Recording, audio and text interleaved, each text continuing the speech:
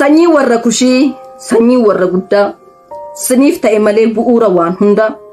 Maal godhe sabni kun mee maal gochuu dide? Dhiiga buuse malee dhiiga biyya fide. Lafee ta'e malee lafee sin utube nagaan jiraachuunsa maalimaaf sin gube? Sinirraa jijjiire erbeeshee bututtu, sin obaase malee aannaniif ituttu, sin nyaachise malee xaafii adii qotee. Maal godhe sabni kun rurree gurra botte? Arsiif baaleen garbuu qotee siif calleesse, ol siif fe'e malee beela kee balleesse. Jimmaan buna fe'e Harargemmoo jimaa, insiif ta'e malee utubaa kee cimaa. Booranaa fi Gujiin warqii ol siif baasa, Shawaaf warri Iluu damma si obaasa. Utuma rasaasaan goggoltanii qe'e, Wallaggi immoo dhadhaa sukkaara ol fe'e. Sin quubse sin soore siniif guute garaa, malee maal balleesse? Oromoon adara. Maaf boo'icha taate bahaa fi galmisaa, maaliif baheen galu beekaa fi dhallisaa? Kan sabni kun dafqee maaf inni kaan nyaata? Maaf akka bosonuu bir'achaas jiraata? Maaliif adamsama guyyuu akka quruphee, utuu biyya jaaruu biyya dhiigaan suphee? Maal godhe sabni kun maal balleesse biyya?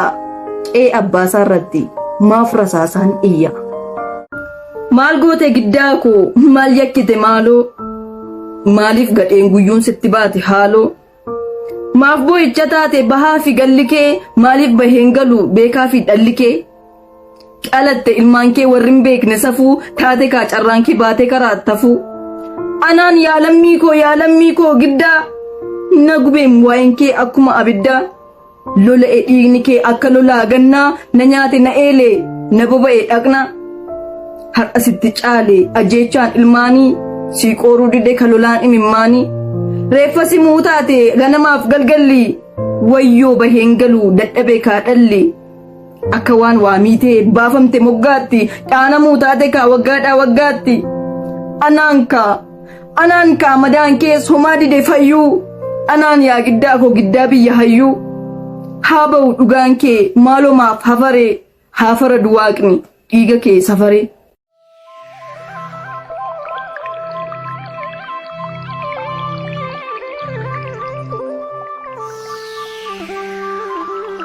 Saba kootu aada waan godhu wallaalee waan falaa dhabeetu, mimmaan isaa roobsa wayyoo jedha wal jalaa qabeetu. Haqa isaa jallate falmachuu isaatiif hubeenyaan isaa du'a, waanjoon gidiraa kun eelaan bara dheerame yoom nurraa bu'a? Hin bari'a jennee karaa qaawwa manaa eegaa mullusifa, akka eegne miti dukkanatu dhufe jijjiirratee bifa. Inni jaarraa dheeraa joormaan saba kootii wareegamni lubbu, cabee dhiigee du'ee haqa falmachuu isaa maaliif ta'e cubbu? Maaliifi?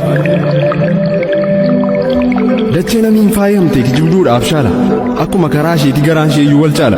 Kaaniin yoo gammachiiste kaaniin gadda gonfiti, kaaniin faara dhokfattee kaanitti immoo kolfiti. Muraasa yoo boonsite hedduun hin mufachiifti, isa kaan milkeessite isa kaan gufachiifti. Ilmaan warra haqaati warri isheen badii malee darbattee buuste boolla.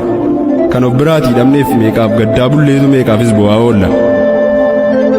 Qilleensa loogiin faale jabana dharaaf humna, haqaaf haqummaa feena nuti immoo kanaaf dhumna. Malee shiran dalagne hin kijibne hin hanne, bilisummaa barbaacha daandii haqaa filanne. Kanaaf nutti jallatus lolaan gaddaaf dhiphina, waliin dha'an jiraannu haqumatti ciccina. Kaayyoodha kaayyoon keenya hin diigamu haalaan, dameedhaan hidda jennee mukan jennu baalaan.